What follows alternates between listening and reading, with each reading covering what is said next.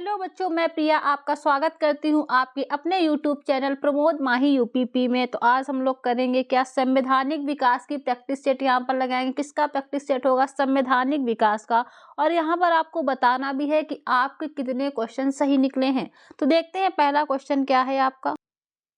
Regulating act पारित किया गया, तो कब पारित किया गया है? तो यहाँ पर ए सही हो जाएगा। 1773 में इसे पारित किया गया है। तो और दूसरा क्वेश्चन क्या है? 1773 के नियामक अधिनियम के अंतर्गत कलकत्ता प्रेसिडेंसी में स्थापित सरकार में गवर्नर जनरल और उसकी परिषद के कितने सदस्य थे? तो यहाँ पर आपका आंसर क्या हो जाएगा? यहाँ पर आपका आंसर हो जाएगा डी। क्या हो जाएगा? डी यहाँ पर आपका आंसर हो जाएगा। अब देखते हैं दूसरा क्वेश्चन।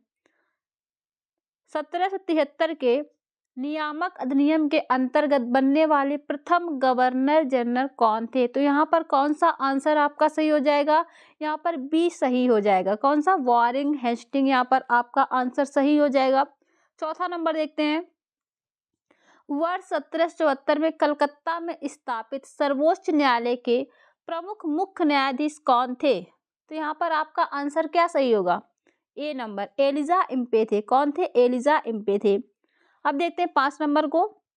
पीस इंडिया एक्ट 1784 के अंतर्गत कंपनी के किन कार्यों को अलग अलग कर दिया गया? तो यहाँ पर आपका आंसर क्या सही होगा? वाणिज्य एवं राजनीतिक कार्यों को यहाँ पर अलग अलग कर दिया गया था। अब देखते हैं 6 नंबर को। निम्नलिखित में से किस अधिनियम में कलकत्ता में सर्वोच्च न्यायालय की स्थापना का प्रावधान किया गया था? तो 6 का आंसर क्या हो जाएगा? Regulating act 1773। क्या हो जाएगा? Regulating act 1773। अब देखते हैं 7 नंबर को। निम्नलिखित में से किस अधिनियम ने विधायिका में संघीय विशेषताओं और प्रांतीय स्वतंत्रता की शुरुआत की और केंद्र और प्रांतों के बीच विधायी शक्तियों के वितरण का प्रावधान भी किया? तो यहाँ पर आपका आंसर क्या सही होगा? तो ये आंसर आपका नहीं होगा। तो आंसर होगा क्या, उसे देखते हैं क्या आपका आंसर होगा। तो आंसर यहाँ पर हो जाएगा आपका सी। कौन सा? भारत शासन अधिनियम 1935 आपका आंसर यहाँ पर सही हो जाएगा। अब देखते हैं 8 नंबर को। पीस इंडिया एक्ट 1784 के द्वारा किसका गठन किया गया था? तो 8 नंबर का आंसर क्या सही होगा? ए, बोर्ड ऑफ कंट्रोल का यहाँ पर गठन किया गया था। अब देखते हैं 9 नंबर को।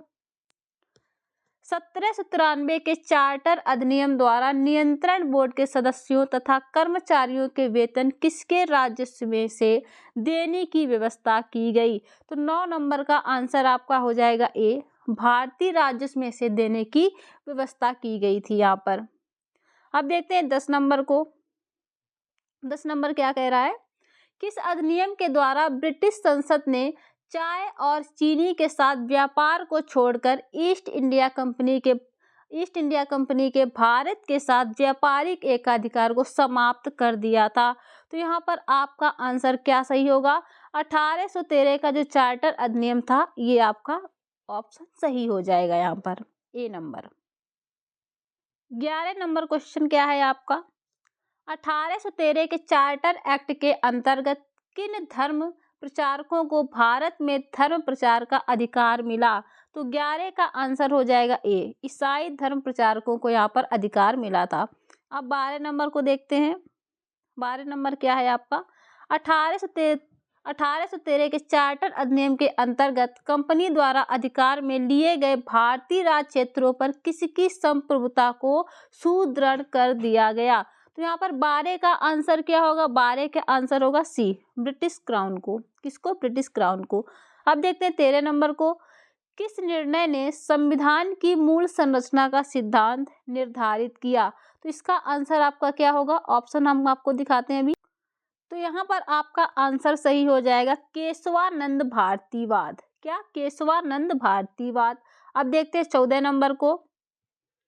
चार्टर एक्ट 1853 द्वारा निदेशक मंडल के सदस्यों की संख्या 24 से घटाकर कितनी की गई? तो यहाँ पर 14 का आंसर हो जाएगा आपका 18। तो डी नंबर यहाँ पर आपका आंसर सही हो जाएगा। अब देखते हैं 15 नंबर को, किस वर्ष में ब्रिटिश राज ने कंपनी का शासन अपने हाथ में ले लिया? तो 15 का आंसर क्या हो जाएगा? 1858। तो ए नंबर आपका यहाँ पर सही हो जाएगा। अब देखते हैं 16 नंबर को, भारत शासन अधिनियम 1858 के अंतर्गत कोर्ट ऑफ डायरेक्टर्स तथा बोर्ड ऑफ कंट्रोल को समाप्त करके किसका सृजन किया गया? तो 16 का आंसर क्या सही हो जाएगा? बी, सेक्रेटरी ऑफ स्टेट का सृजन किया गया था। अब देखते हैं 17 नंबर को, कैबिनेट मिशन भारत कब पहुंचा? तो कैबिनेट मिशन भारत कब पहुंचा था? तो मार्च 1946 को पहुंचा था। कब? मार्च 1946 को पहुंचा। अब देखते हैं 18 नंबर को, भारत में सचिव का पद किसके द्वारा निर्मित किया गया था? तो 18 का आंसर क्या हो जाएगा? बी, भारत शासन अधिनियम 1858 द्वारा सृजित किया गया था। अब देखते हैं 19 नंबर को, 1892 के अधिनियम द्वारा भारतीयों को विधान परिषदों में किस पर बहस करने की शक्ति प्राप्त हुई? तो 19 का सही क्या हो जाएगा आपका? बजट पर। बजट पर यहाँ पर बहस कर सकते थे भारतीय। 20 नंबर क्या है आपका, ब्रिटिश भारत में सांप्रदायिक प्रतिनिधित्व की व्यवस्था किसके द्वारा की गई? तो 20 का यहाँ पर आंसर क्या सही हो जाएगा? सी नंबर, मार्ले मिंटो सुधार 1909 के द्वारा। अब देखते हैं 21 नंबर को, भारत शासन अधिनियम 1919 किससे संबंधित है? तो ये किससे संबंधित है? मॉन्टेग्यू चेम्सफोर्ड सुधार से यहाँ पर ये संबंधित है। यहाँ पर ऑप्शन आपका ए सही हो जाएगा। अब आगे देखते हैं 1919 के अधिनियम द्वारा केंद्र में किस प्रकार की विधायिका की व्यवस्था की गई? तो यहाँ पर आपका आंसर क्या सही होगा? बी नंबर, द्विसदनीय विधायिका की यहाँ पर व्यवस्था की गई थी। अब देखते हैं 23 नंबर को, भारत शासन अधिनियम 1935 किस सम्मेलन की परिणति थी? तो 23 का आंसर यहाँ पर क्या सही हो जाएगा? तृतीय गोलमेज सम्मेलन। कौन सा? तृतीय गोलमेज सम्मेलन।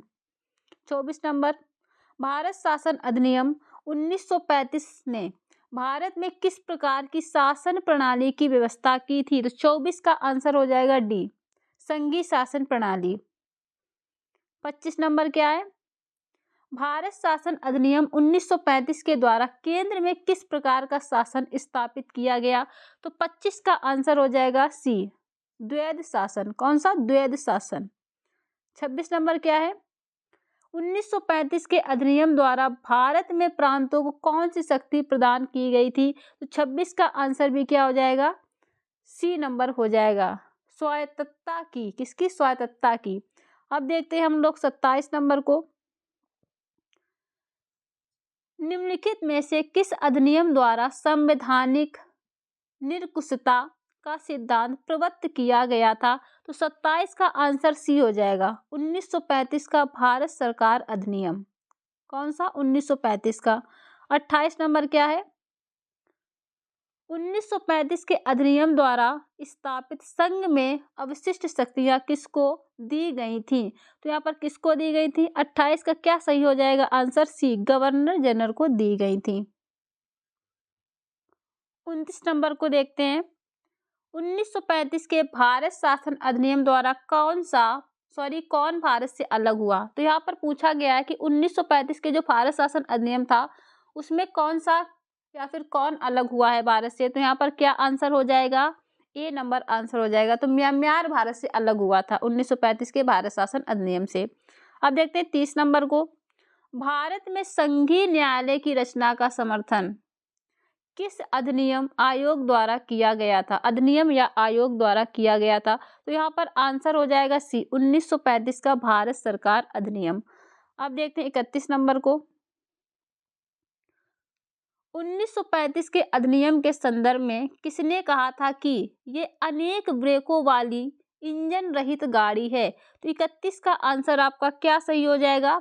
डी नंबर, किसने कहा था? जवाहरलाल नेहरू ने कहा था, JL नेहरू ने कहा था। अब देखते हैं 32 को। 32 नंबर क्या कह रहा है, इन व्यक्तियों में से कौन कैबिनेट मिशन का सदस्य नहीं था।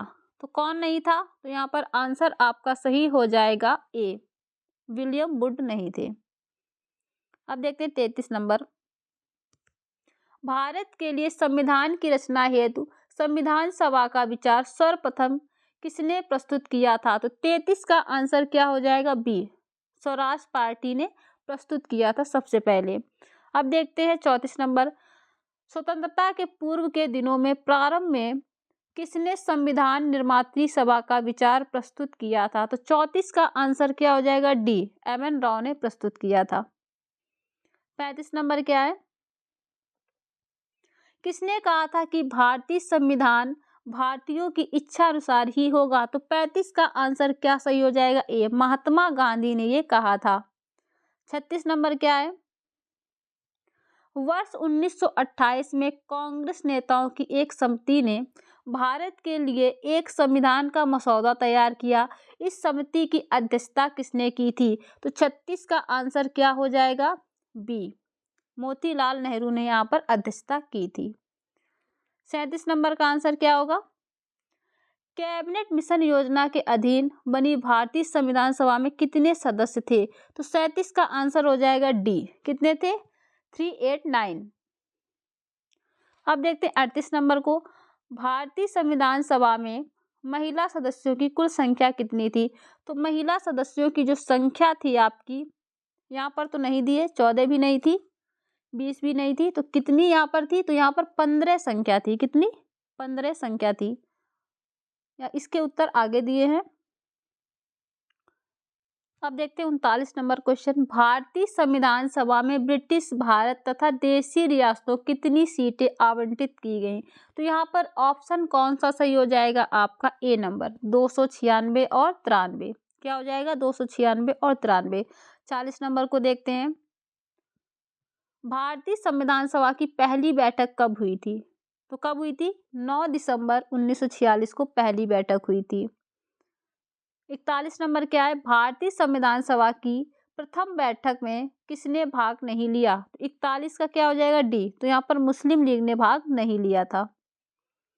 42 नंबर क्या है, भारतीय संविधान सभा के अस्थायी अध्यक्ष कौन थे। तो 42 का कौन सा आंसर सही हो जाएगा, डी नंबर, डॉक्टर सच्चिदानंद सिन्हा।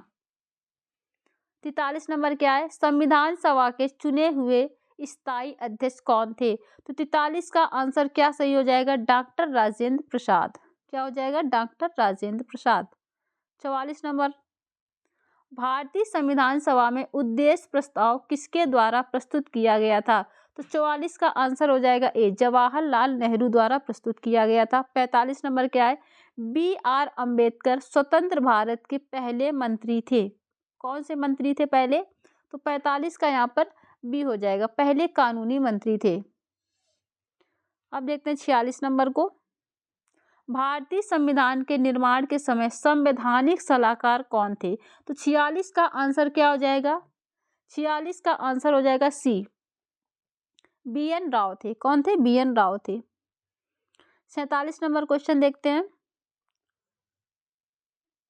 संविधान निर्माण से संबंधित विभिन्न कार्यों के लिए संविधान सभा द्वारा कितनी मुख्य समितियों का गठन किया गया था। तो 47 का आंसर हो जाएगा सी, कितनी, 8 का गठन किया गया था।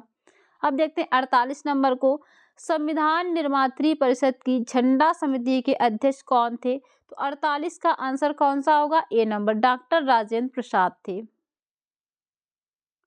अब 49 नंबर क्वेश्चन देखते हैं, भारतीय संविधान सभा की प्रांतीय संविधान समिति के अध्यक्ष कौन थे। तो 49 का सही आंसर क्या हो जाएगा, डी, सरदार वल्लभ भाई पटेल थे। अब देखते हैं 50 नंबर क्वेश्चन। 50 नंबर क्वेश्चन क्या कहता है, भारतीय संविधान सभा ने डॉक्टर बी.आर. अम्बेडकर की अध्यक्षता में 7 सदस्यीय प्रारूप समिति का गठन कब किया। तो 50 का आंसर हो जाएगा ए, 29 अगस्त 1947 को। तो यहीं पर आपकी क्लास समाप्त होती है साथियों। अगर आपको क्लास अच्छी लगती है तो प्लीज़ साथियों चैनल को सब्सक्राइब, लाइक, शेयर जरूर करिएगा। जय हिंद साथियों।